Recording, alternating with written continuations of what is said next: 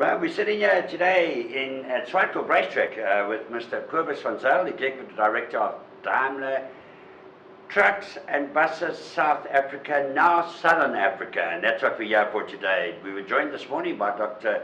Wolfgang Bernhardt, who's the Management Board Member of Daimler AG, in charge of trucks and buses, Daimler Trucks and Buses worldwide. So that shows that this was a very important occasion. It's an occasion to open the Southern Distribution Center or whatever. Kobus, what are you opening today?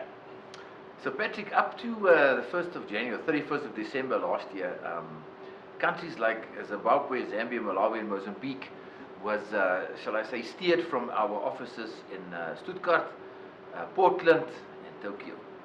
And from the 1st of January this year, we are now directly responsible for steering these markets. Okay, now have you formed a separate division for this, Kobus, or is it going to run under your existing divisions? No, we will we have incorporated this in our existing structure, which is 100% brand dedicated, where we focus on the customer and providing a Daimler truck and bus experience on the after-sales side. Now what I find very interesting, Kobus, is that over the past few weeks I've heard of a number of companies. Volvo, for example, has formed a special division to concentrate on Africa. AMH is looking at representing FAW. So it seems to be there's a renewed focus on Africa. Is that because of the expected downturn in the South African market, or why this massive focus on Africa at the moment? I think many companies like us have access to forecasts and predictions of the future, and we know that it's Africa's time. There's no question that Africa has to get its time, and like these companies, we also see that opportunity, and hence our launching of this regional center. I think it's important to note that we will definitely not set up a separate business unit for this. It makes no sense for me, to have two different people talking about South African customer in South Africa and in Malawi. We want to go with our customers as they move up into Africa. You put a lot of accent on staying closer to the customer, new era of cooperation.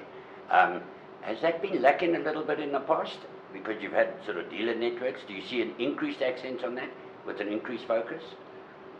I would say that our closeness to especially our South African key account customers operating in these countries north of us has not been optimal in the past. And in Daimler, we discussed it with our general distributors there. We discussed it with our customers and other stakeholders, and agreed that it will probably be better if we, work with them, and if, based in South Africa, we grow with them as they go into South Africa. So in other words, there's a massive amount of new support for your existing dealers in Africa. Because you've got them there, you've got some there. Absolutely. Some of them we've, I saw yesterday, has had our contacts since 1955, or earlier. So they know the countries, and I think they can only benefit, we can all only benefit from shorter supply lines, being closer to them, understanding the risk. This is our home course, Patrick, and therefore, you normally play better golf on your home course because you know the course. Yes, absolutely. I didn't do that the other day. I shot a 96. So you've got Dr. Wolfgang Bernhardt said it's important to have a regional presence where you wake up in the morning, you're reading the same newspaper as your customers, so you know that market. So you've got those structures because you're working with some dealers. You're not opening new dealers. You're working with existing dealers, but you're giving them massive support now. So it's a whole new focus, and that means a whole new change of Southern Africa, different accent. Absolutely, and it was amazing. We've officially only been involved now since the 1st of January, and the feedback I've had just from the GDs, somebody is talking to them on a daily basis, from customers that says, listen, we didn't, now we can call your call center in South Africa to assist with breakdowns. I mean, it's really been confirmation for me that we've taken the right decision here. So they're excited about it. Okay. Now, one question. The Chinese have come into Africa in a big way. They've worked with governments, they've put in infrastructure, they've, let's say, made friends. They've also, got access to commodities and all that. There's a sort of hidden agenda, in my opinion, but the point is that the infrastructure has been built. They also got their trucks up there. Now, the Chinese have traditionally sold in Africa on price. okay, and they sort of, let's call it third world trucks. You go in, you've got first world trucks. How do you see yourself competing against the Chinese in Africa? Because they really go on price. So firstly, like Dr. Bernard also said, we really respect all our competitors. When I talk of the Chinese vehicles, I have to say we have a little bit of experience with them in South Africa also, okay? And the Chinese, having been in South Africa also many, many years, our performance versus them, I think, will indicate that, there is another model. And this is the model that we want to roll out into Southern Africa. So our focus will never be on a direct price approach. You know that we work on life cycle cost. You know that we're trying to understand the customer's business in terms of uptime and availability, understanding their risks, and be with the customer through the life. And now, as you heard with our used vehicle initiatives, first, second, third life, we want to be there. And that, I think, that model is the one that we will employ against any competitor which we come across in these countries. Interesting, I was in Zimbabwe last year giving a talk to the Zimbabwean operators, and they would love to transfer their old vehicles into new vehicles, but they don't have the money. But we are introducing road transport management system into Zimbabwe. So the route to go is to upgrade the standards of existing and then move them into a higher echelon of professional operations through a different change in attitude. Yeah. They've been operating on a shoestring, let's face it. And that is what I see is Mercedes-Benz or Daimler going into Africa will just take a new psyche there, a different way of thinking, moving towards lifetime costs. So I think it's going to be a long process, not just in there to sell trucks. Am I reading it right? Well, 100%. You know, Patrick, you've known Daimler, also for many, many years. We never take a knee-jerk reaction. We take a long-term view on customers and on our support to customers and on our business. And the same will be on, in the new countries. It does not mean we are not flexible and agile enough to act immediately on opportunities. Of course, we're going to be fast.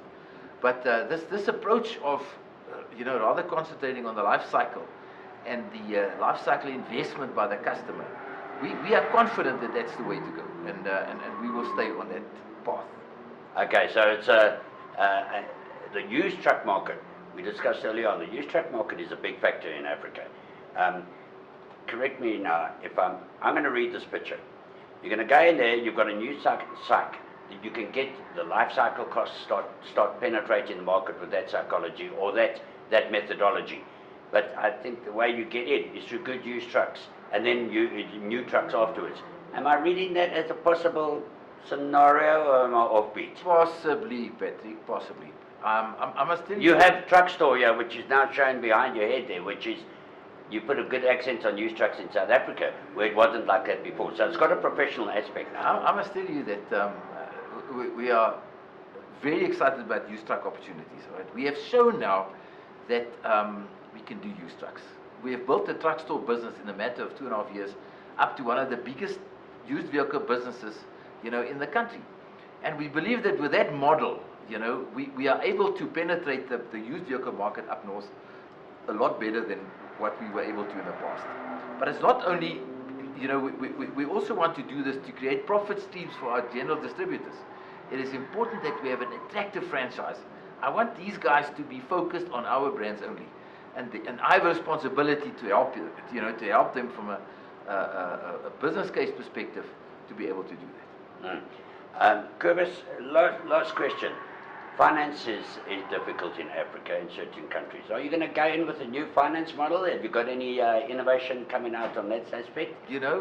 Patrick, finance is we've shown in South Africa that finance is one of the biggest levers you have in the commercial vehicle business. And as you know, I come from the financial services side. So lots of people are telling me that, listen, it's just impossible, you can't do this. And I'm saying to them, allow me to fail, allow me to try. So allow me to fail. we have a number of initiatives that we're going to explore and see whether we can, or how we can address that challenge. Okay, well, that was Mr. Kobus van Zyl, who was described by Mr. Wolfgang Bernhard as the king of the south now, because you have going up south. So he's got a big crown on his head going up south. and Africa look forward to welcoming, because I know that down